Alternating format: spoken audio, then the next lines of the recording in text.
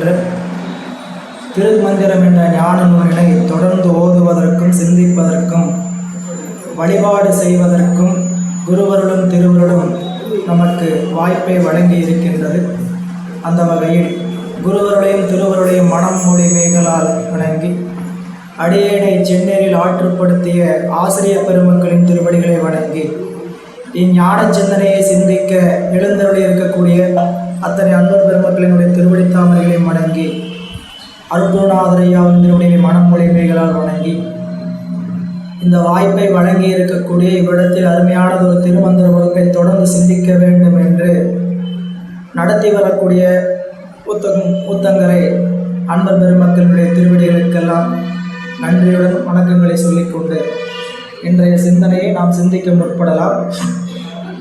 நண்பர்களே, சென்ற திருமூலதேவநாயனாருடைய இந்த திருமந்திரமாகிய ஞான நூலினை நாம் சிந்திக்க கடந்த வகுப்பில் தொடங்கி கொண்டிருக்கக்கூடிய நிலையில் கடந்த வகுப்பில் சில அறிமுக செய்திகளை எல்லாம் உங்களோடு பகிர்ந்து கொண்டோம். இந்த வகுப்பில்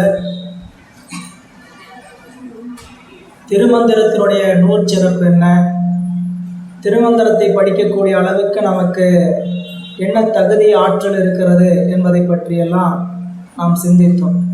அதனால் திருமந்திரம் படிக்கக்கூடியவர்களுக்கு என்ன தகுதியை நாமளாக திருவருள் உணர்த்திய வண்ணம் அமைத்து கொள்ளலாம் என்ற போது வகுப்பை நாம் சிந்திப்பதற்கு உள்ளே செல்வதற்கு முன்பாக 2 நிமிடம் 4 நிலைகளில் நாம் நிற்பதாக நம்மை வருவித்துக் கொள்கிறோம்.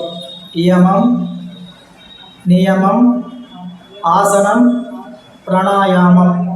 இதில் இயமம் என்ற வகையில் எல்லோரும் இந்த இடத்தில் இந்த வகுப்பை சிந்திப்பதற்கான அறிவை நமக்குள் ஒருமித்த உணர்வோடு நான் சிந்திக்க முற்படுகிறேன் அப்படிங்கிற ஏமத்தையும், ஏமம்னா விதித்தன செய்தல்.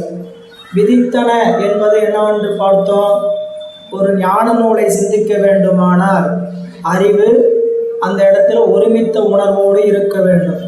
எனவே அதற்காக நாம் ஏமங்கிறதுல எதை வைத்து கொண்டோம், இந்த இடத்துல நாம் இந்த 2 மணி நேரம் இந்த பாடநூலை ஒரு நெறிய மனம் வைத்து சிந்திப்பேன் என்ற ஏமத்தையும், நியமம் விளக்கியன ஒழிதல்.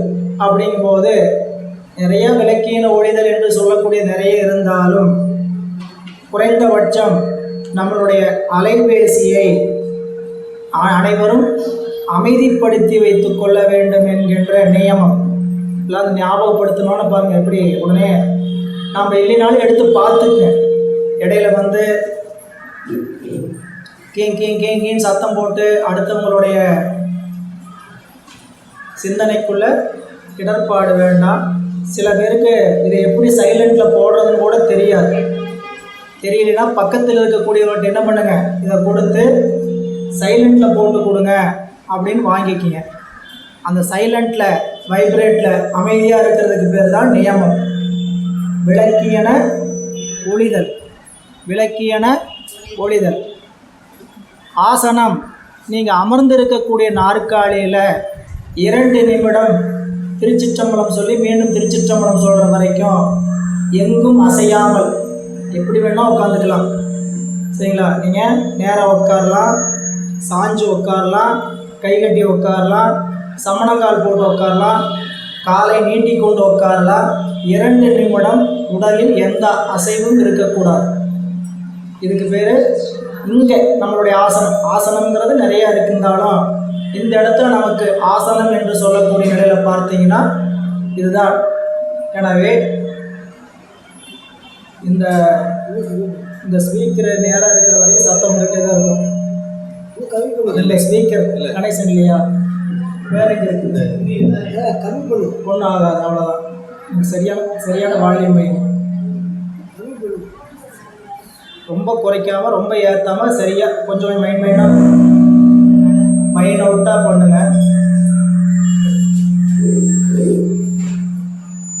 ஐயா மாஸ்டரை குறைங்க. மாஸ்டர்னு ஒன்று இருக்கும் பாருங்க, அதை குறைங்க. வால்யூமை வச்சு மாஸ்டரை குறைங்க.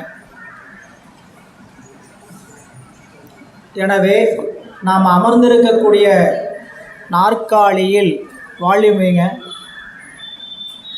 நாம் அமர்ந்திருக்கக்கூடிய நாற்காலியில் அசைவில்லாமல் ஒரு 2 நிமிடம் அமர வேண்டும். அப்படி அமர்ந்திருக்கும் போது 4வது நிலையாக இருக்கக்கூடிய பிராணாயாமங்கிறதுக்கு மூச்சு காற்று எங்கே பயணிக்கிறது, நமக்கு மூச்சு காற்று எங்கே பயணம் செய்கிறது என்பதை உற்று நோக்க வேண்டும். அது எங்கேயோ போயிட்டு வந்துட்டு போகுது. ஆனால் நாம் என்ன பண்ணணுங்க, அது எந்த பக்கம் போகுதுங்கிறத அந்த கண்டிப்பாக கட்டி பிடிக்கலாம் முடியாது அதை. ஆனால் நம்ம ஒரு முயற்சி, அந்த மூச்சு எங்கே பயணிக்கிறது, மூக்கு குழாயிலிருந்து நெஞ்சு குழாய் நுரையீரல் வரைக்கும் சென்று வரக்கூடிய அந்த மூச்சு காற்றை எங்கே செல்கிறது என்று இளங்கலை படிக்கிறோம். திருமூலர் அட்டாங்க யோகம் சொல்லி இருக்கிறார்னு சொன்னோம். இயமம், நியமம், ஆசனம், வாய் விட்டு சொன்னீங்கன்னா உங்கள் மனசுக்குள்ள பதியும். இயமம், நியமம், ஆசனம், பிராணாயாமம், பிரத்யங்காரம், தாரணை, தியானம், சமாதி. இந்த 8ல் பின்னாடி இருக்கிற 4ம் முதுகலை. பின்னாடி இருக்கக்கூடிய 4ம் முதுகலை படிப்பு. அப்படி எப்போ நம்மளுக்கு நம்ம இந்த பேப்பரை அரியர் வைக்காமல் பாஸ் பண்ணுறோமோ அப்போ பார்த்துக்கலாம். இப்போ நம்மளுக்கு இளங்கலை படிக்கக்கூடிய 4 பயிற்சி. முதலில் விதித்தன செய்தல், பாடத்தை ஒருமையுடன் நான் சிந்திக்க முற்படுகிறேன். இணையமம் விளக்கியன ஒழிதல், வேறு எந்த இடர்பாடும் ஏற்படுவதற்கில்லாமல் என்னுடைய அலைபேசியை நான் அமைதிப்படுத்தி வைத்துக் கொள்கிறேன். ஆசனம், அமர்ந்த இடத்தில் நான் ஒரு நெறியில் அமர்ந்திருக்கிறேன். பிராணாயாமம், என்னுடைய மூச்சுக்காற்று எங்கே பயணிக்கிறது என்பதை நான் கவனிக்கிறேன். இதை செய்து கொண்டு நாம் இன்றைய பாட சிந்தனைக்குள் செல்லலாம். திருச்சிற்றம்பலம்.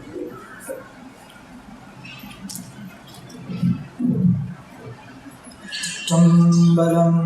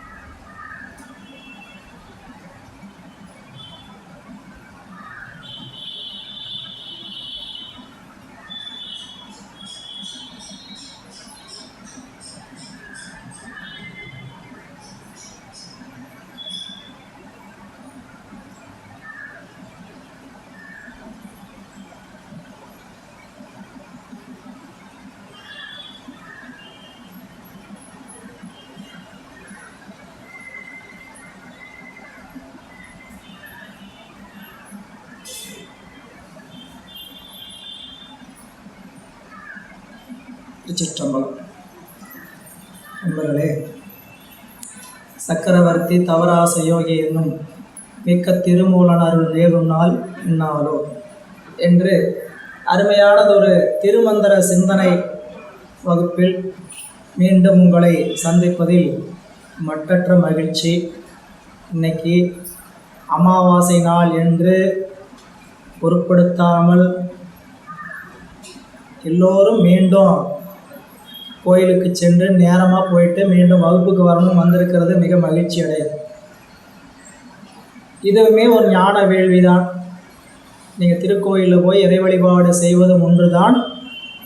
இறைவனை சிந்திக்கின்ற ஞான நூல்தனை ஓதல், ஓதுவித்தல், கேட்டல், கேட்பித்தல், ஈனமிலா பொருளதனை சிந்தித்தல் ஐந்தும் இறைவன் அடி அடைவிக்கும் எழில்ஞான பூசை. இறைவனுடைய திருவடியை அடைவிக்கின்ற எழில்ஞான பூசை எதெல்லாம்? ஞான நூல்தனை ஓதுதல், ஓதுவித்தல், கேட்டல், கேட்பித்தல், ஈனமிலா பொருளதனை சிந்தித்தல் ஐந்தும் இறைவன் அடி அடைவிக்கும் எழில்ஞான பூசை. அதனால் இந்த எழில்ஞான பூசனையில் நாம் எல்லாம் கலந்து கொண்டு இருக்கிறோம். திருமந்திரம் 12 திருமுறைகளில் 10ஆம் திருமுறையாக நமக்கு கிடைத்திருக்கக்கூடிய நூல்.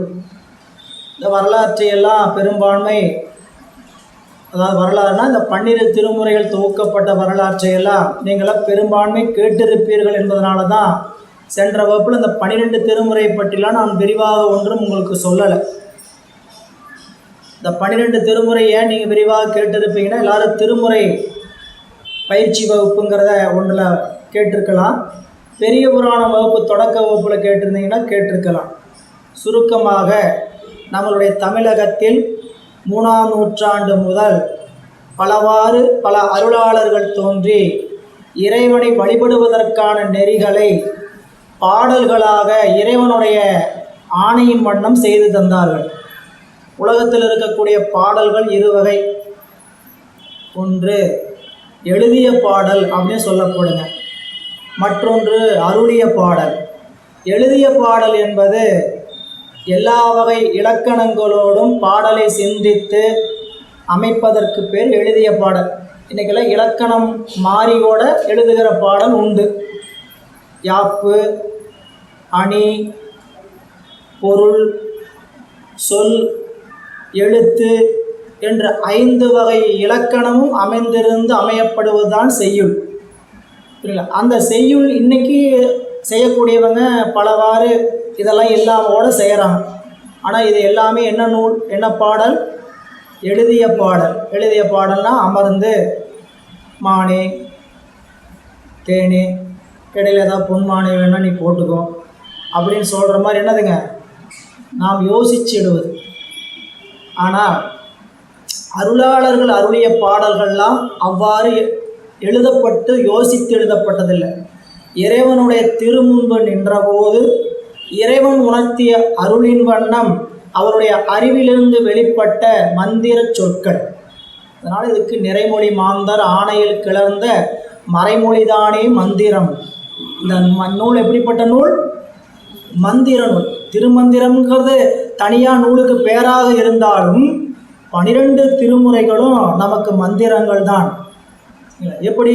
இறைவனுடைய அருளாணையின் வண்ணம் அவர் அருளாளர்களுடைய அறிவில் விளங்கி அதிட்டித்து நின்று அருளச் செய்ய பெற்ற நூல்கள் இந்த நூல்கள்.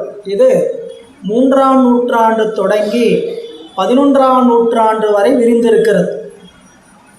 3ஆம் நூற்றாண்டில் தான் முதல்ல எம்பிராட்டி காரைக்கால் அம்மையார் தான் முதல் திருமுறைகளை நமக்கு கொடுத்து சென்ற தமிழ் புலவர், தமிழ் அருளாளர். ஒரு பெண் புலவர் என்று சொல்லக்கூடிய பெண் அருளாளர் தான் முதலில் திருமுறைகளை அருளி செய்தவர். அதனால் அவர் பாடிய திருப்பதிகத்துக்கு மூத்த திருப்பதிகம்னே பேர். பின்னாடி வந்த திருப்பதிகத்துக்கு மூத்த திருப்பதிகமாக இருப்பது அம்மையாருடைய திருப்பதிகம். அங்கே தொடங்கி 7ஆம் நூற்றாண்டில் எம்பிரான் திருஞான சம்பந்தமூர்த்தி நாயனாரும் எம்பிரான் திருநாவுக்கரசு நாயனாரும் 9ஆம் நூற்றாண்டில் எம்பிரான் நம்பி ஆரூரரும் பிறகு 11ஆம் நூற்றாண்டு வரைக்கு வந்த அனைவரும் அதற்கு முன்னதாக பாடப்பட்ட எம்பிரான் மாணிக்கவாசக பெருமான் திருவாய் மலர்ந்தருள் இருக்கக்கூடிய திருவாசகம் திருக்கோவையார் நூல்களும் இவ்வாறு 27 அருளாளர் பெருமக்கள் அருளை செய்தது 12 திருமுறைகள். திருமுறைகள் மிகுந்த சிறப்பை உடையவை. நீங்கள திருமுறைகளில் சிலர் இந்த திருமுறை பாடம் கேட்டுக்கொண்டு இருப்பீங்க. சிலருக்கு திருமுறைங்கிற வார்த்தையே என்னங்கிறது புதுமையாக இருக்கலாம். திருமுறை என்பது நாம் இறைவனிடம் செல்வம் வேண்டி பெறுகின்ற முறைப்பாடு. திருமுறை, திரு என்பது செல்வம், செல்வத்தை வேண்டி இறைவனிடம் முறையிடுவதற்கு பெயர் திருமுறை. எந்த செல்வத்தை, நமக்கு எந்த செல்வம் வேண்டுமோ அந்த செல்வம், அது உலகியல் செல்வமாகிய பொருட்செல்வமாகவும் இருக்கலாம், இறைவனை அடைவிக்கின்ற அருட்செல்வமாகவும் இருக்கலாம். இந்த 2 செல்வத்தில் எந்த செல்வம் வேண்டுமானால் நாம் இறைவனிடம் கேட்டு பெறுவதற்கு நாம் முறைப்பாடு உடையவர்கள். எனவே திருமுறை என்பது இறைவனிடம் அன்பால் முறையிட்டு அவனிடம் நாம் செல்வத்தை பெறுவதற்கான ஒரு வழி. நமக்கு போய் இறைவன்கிட்ட கேட்கணும்னா எப்படி கேட்கணும், அவர்கிட்ட அன்பு எப்படி செலுத்தணுங்கிறது நம்மளுக்கு தெரியாது. அன்பு செலுத்தணும்னு நம்மளுக்கு அன்பு செலுத்துறதுக்கு ஏற்கனவே அன்பை இப்படியெல்லாம் செலுத்தலாம்னு முன்னோர்கள், அருளாளர்கள், ஞானிகள் சொல்லிட்டு போனதுனால தான் நாம் இந்த அன்பை இறைவன் மேல் செலுத்துவதற்கு பல வகையான நெறிகளை கடைபிடிக்கிறோம். கோயிலை கூட்டி சரியை தொண்டு, கோயிலை பெருக்குகின்ற சரியை தொண்டு, கோயிலுக்கு வந்து திருக்கோயிலில் சாமியோடைய திருக்கோயிலை கூட்டி மெழுகி கோலமிட்டு பூமாலை தொடுத்து அவனோட மேல் சாத்தி பக்தியோடு பாடி இப்படி பரவுகின்ற வழிபாடுகள் அனைத்தும் சரியை. இறைவனை வீட்டில் நீங்கள் பூசித்து கோயிலில் நீங்கள் இறைவனுடைய திருமேனி வைத்து பூசித்தீர்களானால் அதற்கு கிரியை. இதில் நம்ம அறிவு புறத்தில் செய்யக்கூடிய செயலை அகத்திலையும் செய்தால் அதற்கு பேர் யோகம். ஞானம் என்பது இறைவனை எங்கும் எதிலும் காண்பதற்கு பெயர் ஞானம். இப்படி 4 வகை நெறிகளையும் நமக்கு சைவ சமய முறைகளில், நம்ம சைவ சமய நூல்களில் 12 திருமுறைகளிலும் விரவி கிடக்கிறது. அப்படி 12ஆம் நூற்றாண்டு வரை பல அருளாளர்கள் தோன்றியிருந்தார்கள். அதில் அருள் செய்யப்பட்ட நூல்களை எல்லாம் என்ன செய்தார்கள் கேட்டிங்கன்னா, 11ஆம் நூற்றாண்டில் எம்பிரான் நம்பியாண்டார் நம்பிகளிடத்து எம்பிரான் ராஜராஜ சோழன் இதுவரை அருளி செய்யப்பட்ட நூல்களை எல்லாம் தொகுத்து தர வேண்டும் என்று வேண்டிக் கொண்டார். தில்லையில் 7 திருமுறைகள் கண்டெடுக்கப்பட்டது. அந்த 7 திருமுறைகள் தில்லையில் கண்டெடுக்கப்பட்ட ஓலைச்சுவடிகளையும் அதற்கு முன்னதாக பாடப்பட்ட எம்பிராட்டி காரைக்காலம்மையார், எம்பிரான் மணிவாசக பெருமானுடைய நூல்களை எல்லாம் பலவாறு சேகரித்து நம் நம்பியாண்டார் நம்பிகள் 11ஆம் திருமுறை வரை தொகுத்திருந்தார். 11ஆம் திருமுறை வரை தொகுத்திருந்தார். இதில் முதல் 3 திருமுறைகள் எம்பிரான் திருஞான சம்பந்த பெருமான் திருவாய் மலர்ந்தருடையது. முதல் 3 திருமுறை திருஞான சம்பந்த பெருமான். இந்த பெயரை சொன்னீங்கன்னா புண்ணியம். திருஞான சம்பந்த பெருமானுங்கிற பெயர் யாராருக்கெல்லாம் இங்கே தெரியாதுங்க. இப்போ நாங்கள் வகுப்புக்கு வந்திருக்கிறோம், இது வரைக்கும் எங்களுக்கு திருஞான சம்பந்தங்கிற பெயரே தெரியாதவங்க யாராவது இருக்கிறீங்களா? அப்பா எல்லாம் தவம் செய்தவர்கள். எம்பிரான் திருஞான சம்பந்தோடைய பெயரை தெரிஞ்சுக்கிற அளவுக்கு இந்த பூமி இருக்குது இல்லைங்களா? ஏன்னா அந்த பெயரை பாண்டிய மன்னன், கூன் பாண்டிய மன்னனுக்கு வெப்பு நோய் வருது, வரலாறு படிச்சிருப்பீங்க. முதல்ல எம்பிரான் ஞானசம்பந்த பெருமான் மதுரைக்குள்ளே வர்றார். எம்பிரான் குலச்சிறை நாயனார் அமைச்சர், அவரை வரவேற்பதற்காக எல்லைக்கு போகிறார்.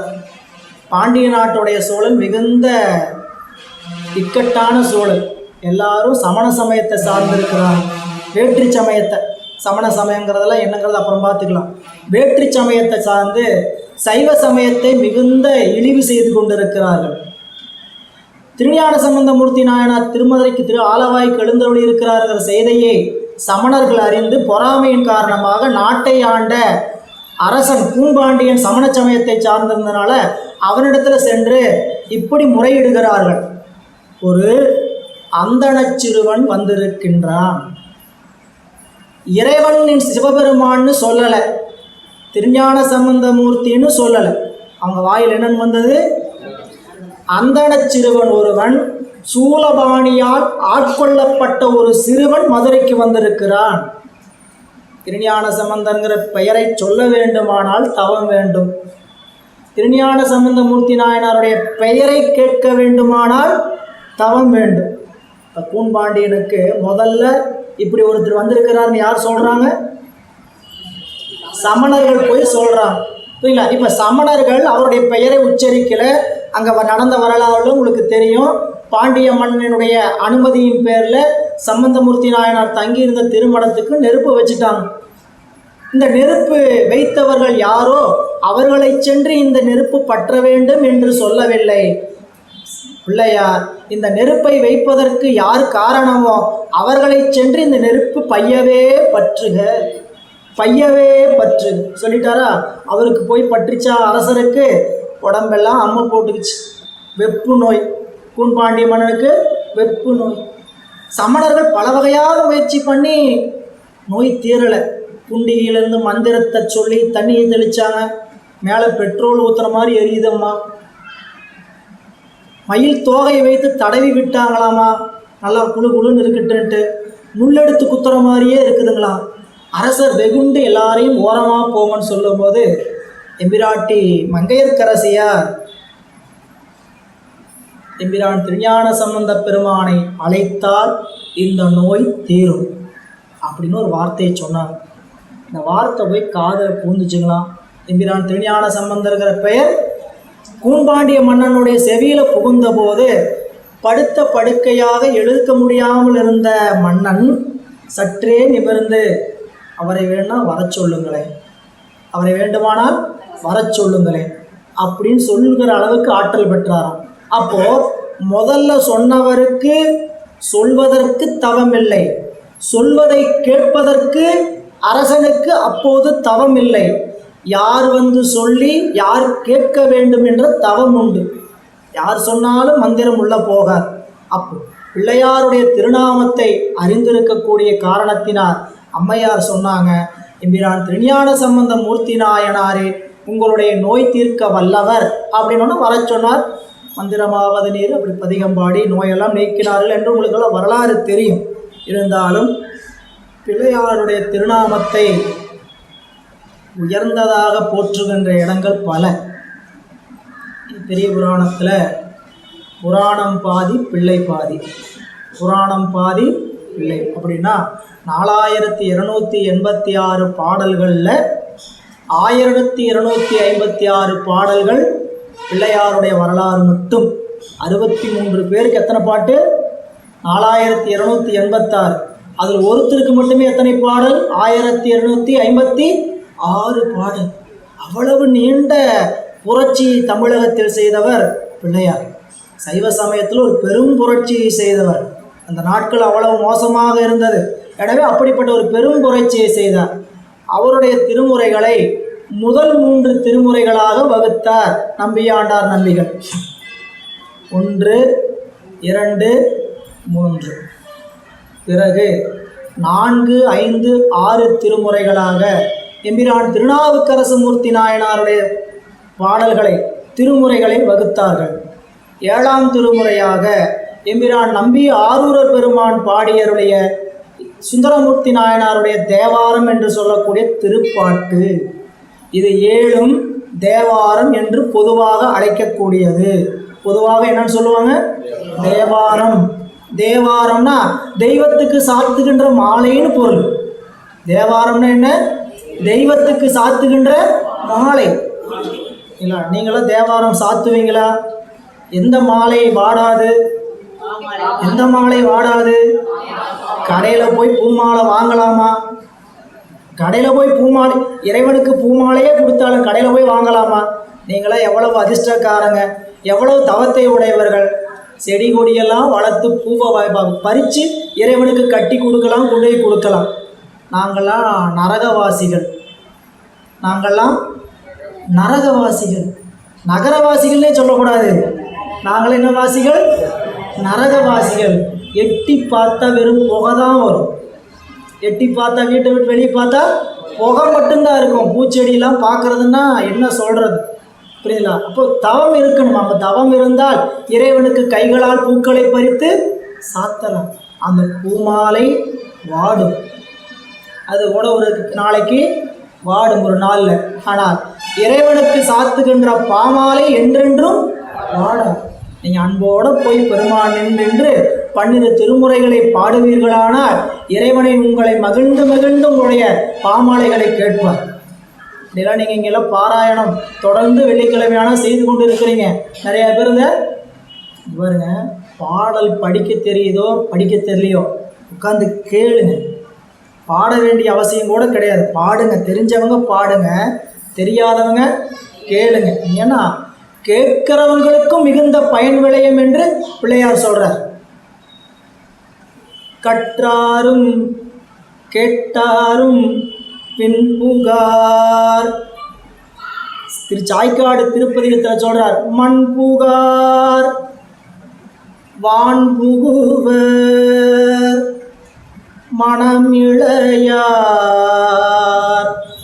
பசியாலும் கண் புகார் பிணி அறியார். என்னென்னலாம் வராதுங்கிறாரு? மண் புகார். மண் புகார் என்னங்க? மீண்டும் மீண்டும் பிறப்புக்கு வந்து பூமியில் போய் செத்து செத்து பிழைக்க வேண்டியதில்லை. மண் புகார். அப்புறம் வேற எங்கேங்க சார் போவோம்? வான் புகுவர். சிவலோகத்துக்கு போவீங்க. வான் புகுவர்னா இந்திரலோகத்துக்கு போக மாட்டீங்க, வைகுந்தத்துக்கு போக மாட்டீங்க, முக்கியமாக நரகலோகத்துக்கு போக மாட்டீங்க. எங்கே அனுப்புவார்? வான் புகுவர். பூமியில் வாழ்கிற காலத்தில் சிவனடியார்களுக்கு இருக்கக்கூடிய மன உறுதி வேற யாருக்கும் வராது. உண்மையாக சிவன் மீது 100% அவரை நம்பி அன்பு செலுத்துவோமானால் உலகத்தில் எப்படிப்பட்ட சூழல் நிறுவினாலும் நாம் நிலை கலங்க மாட்டோம். மனம் இளையார் பசியாலும் கண் புகார். உணவுக்கு குறைவே சிவனடியார்களுக்கு இல்லை. அவங்களுக்குள்ள கண்டிப்பாக உணவுக்குள்ளே உங்கள்கிட்ட சொன்னேன் நினச்சேன். சாமி நிறையவா கொடுக்குறாரு, சாப்பிட்றதுக்கு வேண்டான்னு சொல்கிற மாதிரி தான் இருக்கு. பசியாலும் கண் புகார் பிணி அறியார். எதுக்கு சொல்ல வந்தேன்? படித்தா மட்டுமல்ல, பாடனா மட்டுமல்ல, கற்றாரும் கேட்டாரும். கற்றாரும் கேட்டார். கேட்குறவங்களுக்கு அந்த பலன் உண்டுன்ட்டு ஞானசம்பந்த பிள்ளையார் தான் சொல்லிட்டு போனார். கற்றலின் கேட்டல் நன்றி, கற்றலின் கேட்டல் நன்றி. எவ்வளவு பெரியவங்க சொல்லிட்டு போயிருக்கிறாங்க. அப்போது எம்பிரான் திருநாவுக்கரசு திருஞான சம்பந்த பெருமான் சுந்தரமூர்த்தி நாயனாருடைய திருப்பதிகங்களை எல்லாம் 7 திருமுறைகளாக தேவாரம் என்ற பெயரோடு தொகுத்தார்கள். 8ஆம் திருமுறையாக மணிவாசக பெருந்தகை திருவாய் மலர்ந்தருளிய திருவாசகமும் திருக்கோவையார். இவருடைய காலம் காரைக்காலமையார் காலத்தோடு ஒட்டியது, 3ஆம் நூற்றாண்டு. அதில் நிறையா நமக்கு கேள்வி வரும். அப்போ ஏங்க 8ஆம் நூற்றாண்டில் 3ஆம் நூற்றாண்டில் பாடனவங்க பாடலாம் 8ஆம் திருமுறையாகவும் 11ஆம் திருமுறையாகவும் போய் வச்சுக்கிட்டு 7ஆம் நூற்றாண்டில் பாடணும் 9ஆம் நூற்றாண்டில் பாடனவங்க பாடலாம் முன்னாடி கொண்டு நிறுத்திட்டீங்களே, என்ன காரணம்? அப்படின்னா நிறையா கேள்வி எழலாம். நம்பியாண்டார் நம்பிகளை சந்திக்கிற வாய்ப்பு நமக்கு கிடைச்சதுன்னா சாமிகிட்ட போய் அதற்கான விடையை பெறலாம். சிவலோகத்துக்கு போவோம், சிவலோகத்தில் அவர் கணநாதராக இருக்கிறார். அவரை சந்தித்து அளாவிடும் போது என்ன பண்ணலாம்? சாமி, ஏன் முதல் 7 திருமுறைகளை இதை வைத்து பின்னால் இதையெல்லாம் திருப்பினீங்க, நவுத்துனீங்க, அவர்கிட்ட ஐயம் கேட்டு தெளியலாம். ஆனால் நமக்கு சமாதானம். திருவருள் அவங்க அறிவில் என்ன உணர்த்தியதோ அதை செய்திருக்கிறார்கள். அவர்கள் அறிவில் உணர்த்தியே செய்திருக்கிறார்கள். எனவே 8ஆம் திருமுறையாக திருவாசகமும் பாவை பாடிய வாயால் கோவை பாடுக என்று திருக்கோவையாரும் அருளை செய்தார் எம்பிரான் திருஞான எம்பிரான் மாணிக்க வாசக பெருமான். அதற்கு பின்னதாக நம்ம திரு இசைப்பா திரு பல்லாண்டு 9ஆம் திருமுறை. இதில் 9 அருளாளர்கள் இருக்கிறார்கள் என்பதை பார்த்திருக்கிறோம். வேறு வேறு அருளாளர்கள் பாடிய திருப்பதிகங்கள் அதையெல்லாம் ஒன்றாக சேர்த்து திரு இசைப்பா திரு பல்லாண்டு அமைத்தார்கள். 10ஆம் திருமுறையாக திருமந்திரம் என்று சொல்லக்கூடிய நூலை ஆசிரியர் பெருந்தகை நமக்கு இப்போ நம்ம நூல் சிந்திக்கக்கூடிய எம்பிரான் திருமூல தேவநாயனாருடைய அருள் வரலா அவருடைய அருள் நூலை 10ஆம் திருமுறையாக வைத்திருக்கு. ஆனால் உண்மையில் முதல் திருமுறையாக வைக்கணும் வரிசைப்படி பார்த்தா யார் அதை வைக்க வேண்டும்? திருமந்திரத்தை தான் முதல் திருமுறையாக வைக்கணும். நியாயப்படி அதாவது சரியா கால வரிசையில் வைக்கணும்னா திருமூலருடைய திருமந்திரம் தான் முதலாவதாக. ஏன்னா எல்லோருக்கும் முற்பட்டவர் அவர். 3000 ஆண்டுகள் யோகு இருந்தார், 8000 ஆண்டுகள் இந்த உடம்போடு இருந்தேங்கிற குறிப்பை சொல்றார் இல்லை. அப்போ அவர் தான் எல்லாருக்கும் மூத்து பதிகம் பாடி இருக்கிறார். திருமந்திரம் 11ஆம் திருமுறை பல செய்யுள்கள், பிரபந்தம், இலக்கியங்கள் அமைந்த 12 அருளாளர்கள் பாடிய திருமுறை. அதுக்கு 11ஆம் திருமுறை என்றே பேருங்க. இந்த 11 திருமுறையும் நம்பியாண்டார் நம்பிகள் தொகுத்த காலம் 11ஆம் நூற்றாண்டு. அதற்கு பின்னால் 12ஆம் நூற்றாண்டில் சேக்கிழார் பெருந்தகை வந்தார். அவர் எம்பிரான் அனபாய சோழ சக்கரவர்த்தி கேட்டுக்கொண்டதற்கிணங்க பெரிய புராணம் என்ற நூலை நமக்கு அருளி செய்தார். அந்த நூலை 11 திருமுறைகளோடு சேர்த்து நமக்கு 12 திருமுறைகளாக வகுத்தருடையவர் அனபாய சோழ சக்கரவர்த்தி. இது 12ஆம் நூற்றாண்டு. இது திருமுறை நமக்கு கிடைத்த ஒரு வரலாற்று செய்தி. சுருக்கமாக சொல்லியிருக்கார். திருமுறை கிடைத்ததுக்கான வரலாறு, அதை பற்றி விரிவெல்லாம் அவர்கள் திருமுறை வகுப்பில் கேளுங்க. திருமுறைனா என்னங்கிறத நாம் விளங்கி கொண்டால்தான் நூல் பற்றிய சிறப்பை நாம் தெரிந்து கொள்ள முடியும். எனவே திருமுறை என்பது இறைவனிடம் செல்வம் வேண்டி நாம் முறைவிடுவதற்கான வழிமுறைகள். என்ன செல்வம் வேணும் நம்மளுக்கு தெரியும், எப்படி கேட்குறதுன்னு தெரியாது. இறைவன்கிட்ட போய் இதை கொடுங்க அதை கொடுங்கன்னு கேட்போம். அதை கிடைக்கணும்னா என்ன பண்ணணும்? மந்திரங்களை வெளியிட்டு நாம் சொல்லணும். நம்ம வீட்டில் ஒரு நல்லது நடக்கணும், ஏதாவது இப்போ இது பண்ணோம்னா திருக்கோயிலில் சாமி பேரில் ஒரு அர்ச்சனை பண்ணுறோம், குழந்தைங்க பேரில் அர்ச்சனை பண்ணுறோம். இப்படி அந்த மந்திரங்களை சொல்லி வாழ்த்துவதனால் இறைவனுடைய அருள் நமக்கு கிடைக்கும். மந்திரங்கள் என்பது நினைப்பவரை காப்பது. மந்திரம் என்பது நினைப்பவரை காப்பது. எனவே இந்த திருமூலர் திருமந்திரம் என்று சொல்லக்கூடிய அந்த நூல் நமக்கு கிடைக்கப்பட்ட நிலை நமக்கு ஒரு பெரிய வாய்ப்பு. என்னன்னு கேட்டிங்கன்னா, தெய்வ சேக்கிழார் பெருமானுடைய அருள்வாக்கில் அவருடைய வரலாறு அமைந்திருக்கிறது. அவருடைய வரலாறு சேக்கிழார் பெருமானுடைய வாய்மொழியால் நமக்கு கிடைத்தது தான் பெரும் கருணை. அதற்கு காரணம் திருத்தொண்டத் தொகையில் எம்பிரான் நம்பி ஆரூரராகிய சுந்தரர் அவருடைய திருநாமத்தை நமக்கு வழங்கி இருக்கிறார். திருத்தொண்டத் தொகையில் இருக்கக்கூடிய 11 பாடலில் 5வது பாடலில் வம்பரா வரிவண்டு மனம் நார மலரும் மதுமலனர் கொன்றையான் அடியலால் பேணா எம்பிரான் சம்பந்தன் அடியார்க்கும் அடியேன் ஏயர்கோன் கலிக்காவன் அடியார்க்கும் அடியேன் நம்பிரான் திருமூலன் அடியார்க்கும் அடியேன். சுந்தரமூர்த்தி நாயனார் அவரை என்னன்னு சொல்றாரு? நம்பிரான். திருஞான சம்பந்த பெருமானை சொல்லும்போது என்னன்னு சொன்னார்? எம்பிரான், எனக்கு சொந்தமானவன்னு சொன்னது மாதிரி சொல்லியிருந்தாலும் திருமூல தேவநாயனாரை சொல்லும்போது மட்டும் எப்படி சொல்லிட்டாருங்க? நம்பிரான். அப்படின்னா நமக்கு எல்லோருக்கும் உரியவர் அப்படின்னு சொல்ல காரணம், சுந்தரமூர்த்தி நாயனார் இந்த உலகிற்கு யோக நெறியை விரிவாக்க சொல்லி நமக்கு வந்தவர். யோக நெறியை உணர்த்த வந்தவர் சுந்தரமூர்த்தி நாயனார். எல்லாருமே எல்லா நெறியும் கடைபிடிச்சு வந்தாலும் ஒவ்வொருவருக்கும் ஒரு சிறப்பான நெறி சொல்லப்படும். இப்போ திருஞான சம்பந்த பிள்ளையார்னா அவருடைய மார்க்கம் தத்புத்திர மார்க்கம். இறைவனை தந்தையாகவும் தன்னை பிள்ளையாகவும் கொண்ட நெறி பிள்ளையார் கொண்ட நெறி. 4 பேர் கோயிலில் நிற்கிறாங்க, 4 பேர் காட்டிய வழியில் போப்பான்னு சொல்கிறாங்க. என்ன 4 பேர் காட்டிய வழி?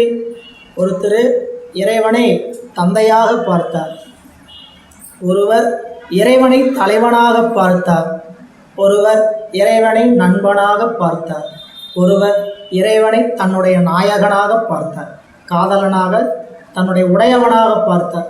4 பேர் காட்டிய நெறினா இந்த 4ல் ஏதாவது ஒரு நெறியில் இறைவனோடு நமக்கு உறவு இருக்கணும். அப்படி உறவுகோள் நட்டு உணர்வு கயிற்றினால் முருக வாங்கி கடைய முன்னிற்பார் சிவம்.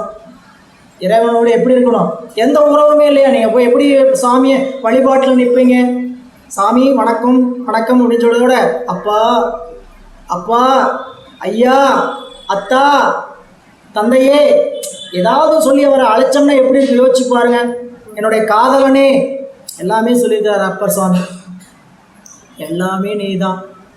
அப்பன் நீ, அம்மை நீ, ஐயனும் நீ, அன்புடைய மாமனும் மாமியும் நீ, ஒப்புடைய மாதரும் பொன்பொருளும் நீ, ஒரு குலமும் சுற்றமும் போரூரும் நீ, துய்ப்பனவும் பொய்ப்பனவும் தோற்றுவாய் நீ, துணையாயின் நெஞ்சம் தூரப்பிப்பாய் நீ, இப்பொன்னி இம்மணினி இம்முத்தும் நீ, இறைவன் நீ ஏறோந்த செல்வன் நீயே. இந்த பாட்டில் இறைவனை பற்றி சொல்லாதது ஏதாவது உண்டா? நீங்கள் உலகத்தில் என்னென்னலாம் விரும்புவீங்களோ அத்தனை வார்த்தையும் வச்சுட்டார். அப்பன் நீ, அப்பா நீ தான். அம்மை நீ, அம்மா நீ தான். ஐயன் நீ, தலைவன் நீ தான். அன்புடைய மாமனும் மாமியும் நீ, மாமா மாமியும் நீ, ஒப்புடைய மாதரும்.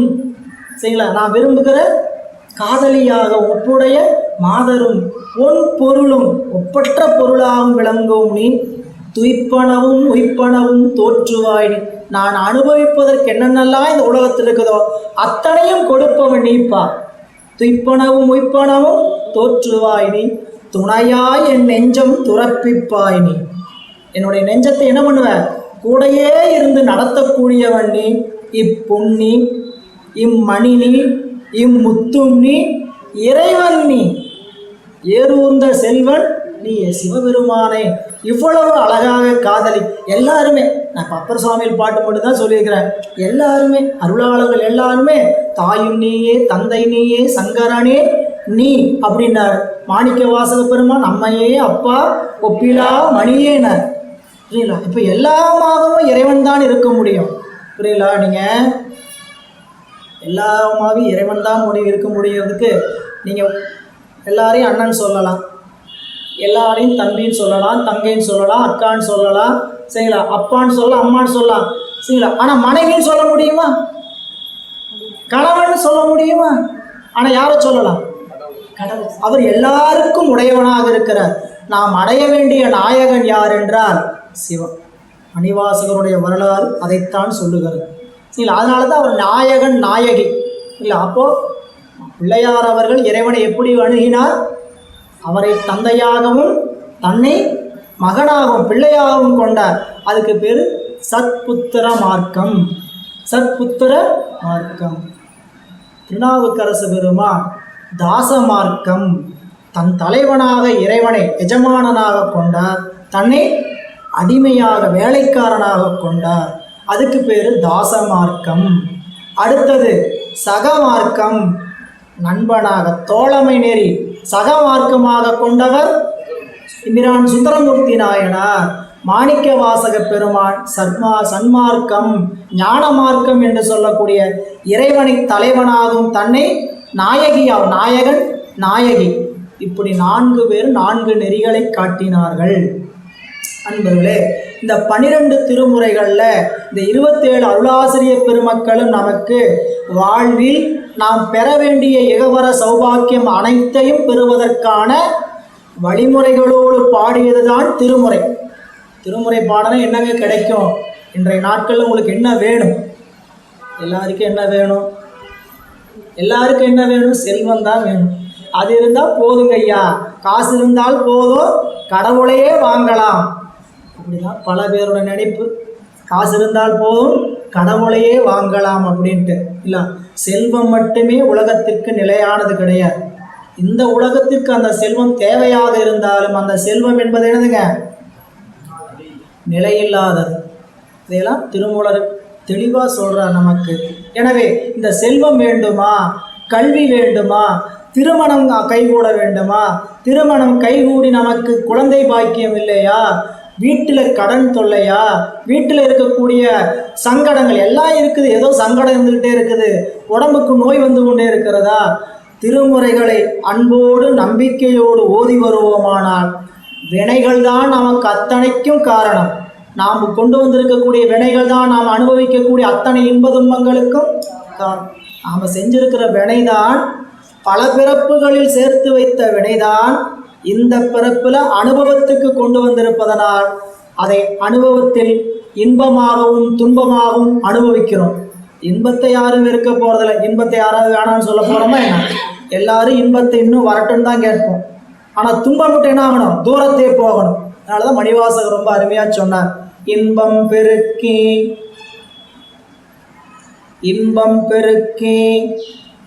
இருள் அகற்றி எஞ்ஞான்றும் துன்பம் தொடர்வறுத்து. அவர் என்ன செய்வார்? இன்பம் பெருக்குவார், இருளை அகற்றுவார், துன்பத்தை தொடர்வர அறுப்பார், நம் உள்ளத்தில் அன்பை அமைத்து விடுவார். அன்பு கூடிய போது என் நெஞ்சத்தில் இன்பம் பெருகும். எனவே இப்படி அருளாளர்கள் நமக்கு கொடுத்திருக்கக்கூடிய செல்வமாக இருக்கக்கூடிய திருமுறைகள் என்பது மிக உயர்ந்த செல்வம்.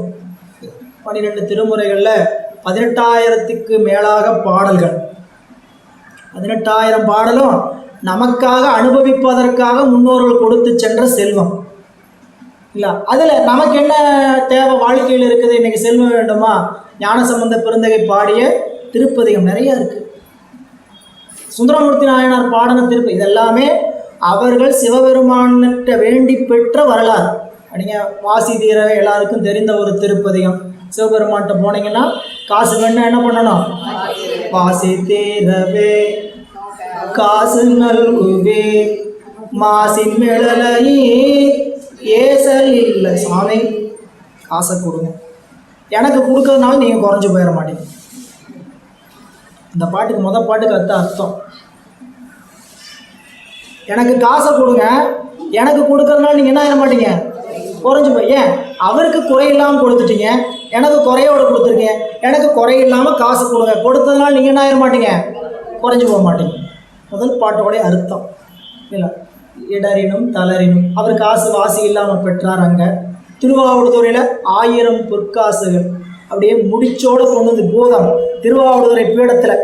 திருவாவடுதுறை சான்றிதழ் வாங்க போயிருப்பீங்க. கிழக்கு பீடத்துக்கு போனீங்கன்னா அங்கே ஒரு பூதம் உட்காந்துட்டு இருக்கிற மாதிரி இந்த பலிபீடம் ஒன்று இருக்கும். என்ன? திருஞான சம்பந்த பிள்ளையாருக்கு இறைவன் 1000 காசுகளை பொற்கிளிகளாக வழங்கிய தலம் அந்த தலம்.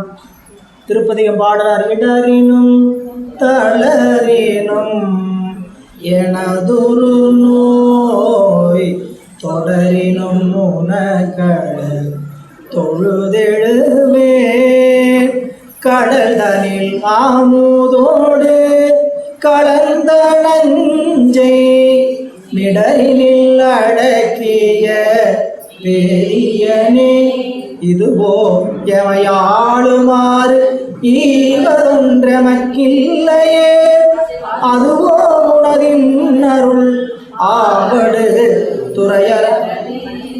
கேட்டாரு, வாங்கினார். சுந்தரமூர்த்தி நாயனார் எத்தனை இடத்துல காசு வாங்கினார்? இவங்கெல்லாம் 1-2 இடத்துல வாங்கினார்னா அவர் 100 இடத்துல வாங்கியிருக்கிறார். போன இடத்துலலாம் சிவபெருமான்கிட்ட ஏன் அவர் கமிட் ஆகிட்டார். அப்படி சுந்தரமூர்த்தி நாயனார்கிட்ட சிவபெருமான் என்ன ஆகிட்டாருங்க? கமிட் ஆகிட்டார். முதல் நாள் ஆட்கொள்ள ஓலை காட்டி ஆட்கொள்ள வந்தபோதே அக்ரிமெண்ட் போட்டார். என்னன்ட்டு, நீ என்ன இந்த பூமியில் கேட்குறியோ அதை நான் கொடுக்க வேண்டியது என்னுடைய கடமை. நீ ஜம்முன்னு ராஜா மாதிரி சுத்துப்பான்ட்டார். சும்மா இருப்பாரா இவர்?